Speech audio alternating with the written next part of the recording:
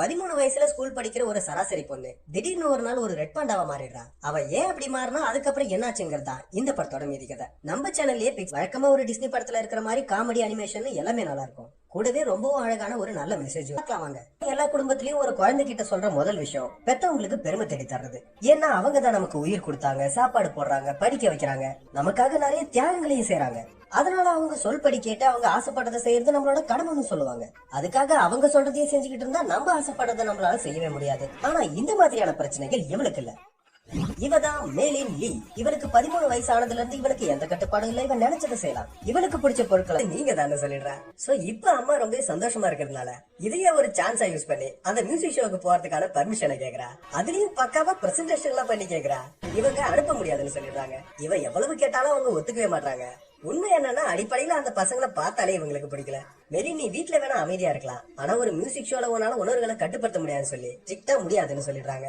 Mellin அவளோட கோவத்தை control பண்ணிட்டு அவங்க முன்னாடி சிரிச்சு, அதாவது மெலினோடைய பாட்டி மெலின் இவங்க கிட்ட பேச பயப்படுற மாதிரியே இவங்க அம்மா கிட்ட போன்ல பேசவே ரொம்ப பயப்படுறாங்க. பாட்டி ரெட் பாண்டா ஒண்ணு ஊர்ல சுத்துதுன்னு நியூஸ்ல பார்த்தேன், அங்க என்ன நடக்குதுன்னு சொல்லி விசாரிக்கிறாங்க. அதெல்லாம் ஒண்ணு இல்லாம இந்த விஷயம் வெளியில யாருக்கும் தெரியாதுன்னு இவங்க சொன்னாலும் பாட்டி நானும் டீமோட உடனே அங்க கிளம்பி வரேன்னு சொல்லிடுறாங்க. மறுநாள் ஸ்கூல்ல காட்டுறாங்க. இவன் தான் ரொம்ப அழகா பிரசன்டேஷன் எல்லாம் ரெடி பண்ணி பெர்மிஷன் கேட்டும் கூட அவங்க அம்மா அதுக்கு ஒத்துக்கவே இல்லைன்னு வீட்டுல இருந்து வெளியில வராங்க. இவன் பழக்கத்துல நீங்க வர்றது எனக்கு பிடிக்கலன்னு சொல்லிடுறா. அங்க யாரும் 4 ஆண்டி வராங்க.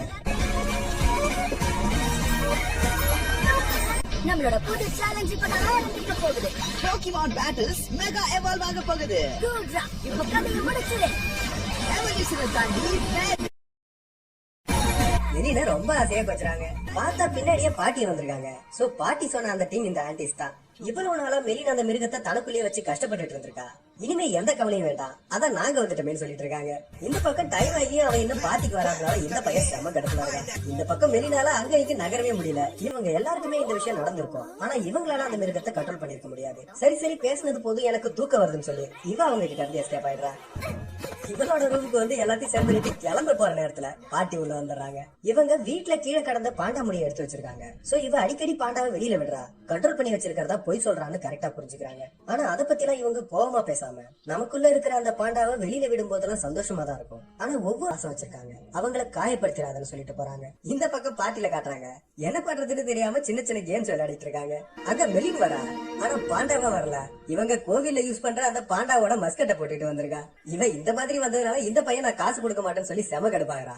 இந்த ஃப்ரெண்ட்ஸ் 3 பேரும் அவளை தனியா கூட்டிட்டு போய் என்ன ஆச்சுன்னு விசாரிக்கும் போதுதான் இவ என்ன சொல்றதுன்னு தெரியாம என்ன மன்னிச்சிருங்க, என்னால இனிமே பாண்டாவை மாற முடியாதுன்னு சொல்லிடுறா. அப்படின்னா அந்த மியூசிக் ஷோ செஞ்சுக்காம பாண்டாவை கூடவே வச்சுக்கலாமே கேக்குறா. ஏன்னா இந்த 3 பேருக்குமே இவ பாண்டாவா இருக்கிற விஷயத்த தாண்டி எப்பவுமே படிப்புன்னு இருக்கிற அந்த மெலினை விட இவங்க கூட நிறைய டைம் ஸ்பெண்ட் பண்ணி எப்பவும் ஜாலியா ஃபன்னா இருக்கிற இந்த மெலினை தான் பிடிச்சிருக்கு. அதனாலதான் இப்படி கேக்குறாங்க. இல்ல என்னால எப்பவும் இதே மாதிரி இருக்க முடியாது, இந்த விஷயம் தெரிஞ்சா எங்க அம்மா ரொம்ப கஷ்டப்படுவாங்கன்னு சொல்றாங்க. இப்ப கொஞ்ச நாளாதான் நீ உனக்கு பிடிச்ச விஷயங்களை செய்யற, உன்னாலதான் எங்களுக்கும் இந்த சந்தோஷம் கிடைக்குது. நீ எப்பவும் இதே காலத்துக்காக நீங்க அவளை யூஸ் பண்ணிட்டீங்கன்னு சொல்றாங்க. உண்மையை சொல்லுன்னு ஃப்ரெண்ட்ஸ் கேட்க மெலின் எதுவும் சொல்லாம அமைதியா இருந்துடுறா. அவ அப்படி அமைதியா இருப்பான்னு இவங்க எதிர்பார்க்கவே இல்ல. ஏமாற்றத்துல ரொம்பவே கஷ்டப்படுறாங்க.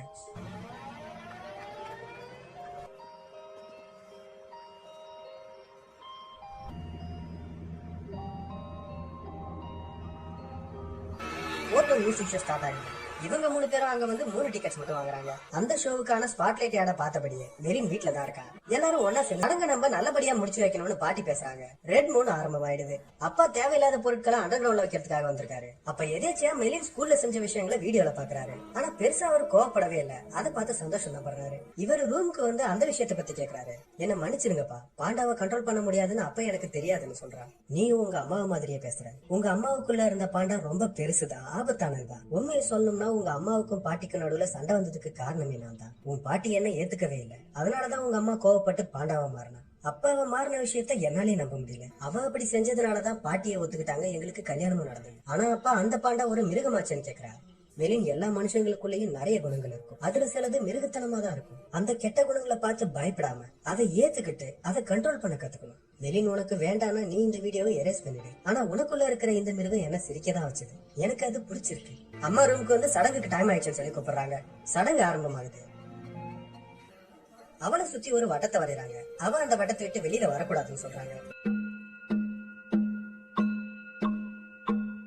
ரெட்மூன்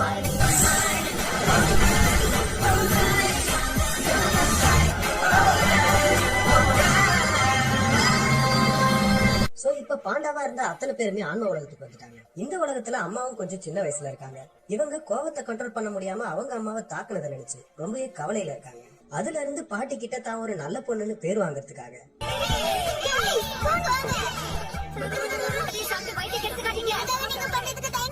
பண்ணுங்க